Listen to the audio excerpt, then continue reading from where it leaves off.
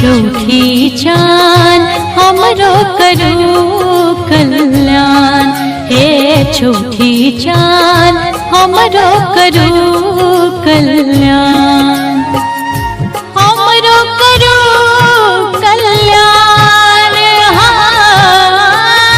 हमरो करू कल्याण। झूठी चाँद रातुक आहाँ भगवान। हे झूठी चाँद रातुक आहाँ भगवान।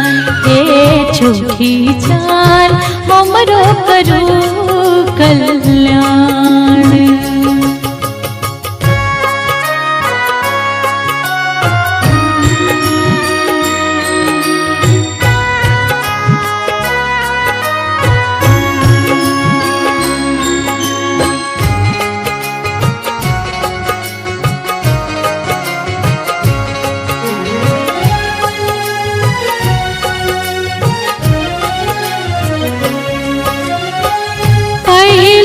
पूजा गणपति के लिए पूरी पुरुकिया रघ हम दिलिए।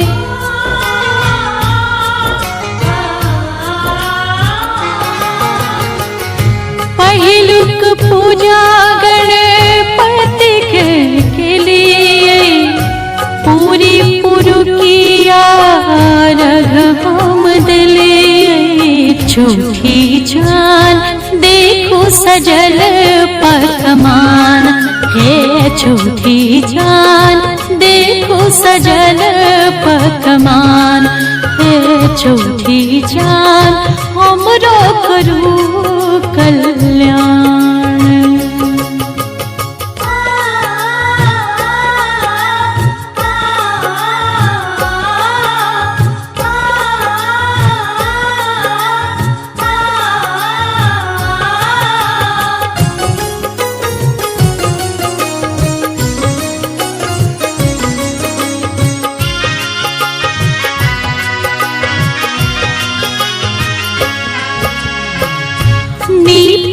दीपिकांगन पारल अरिपन मिथिला का पावन अछि चौड़चन।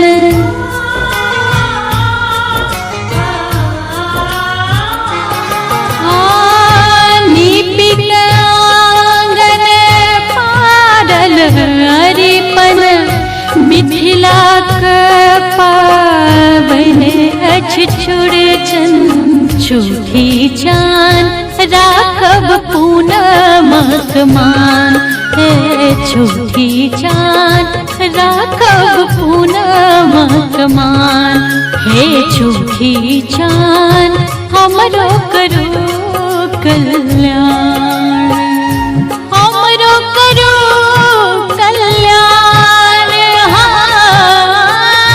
हमरो करू कल्याण। झूठी चाँद रातुक आहाँ भगवान।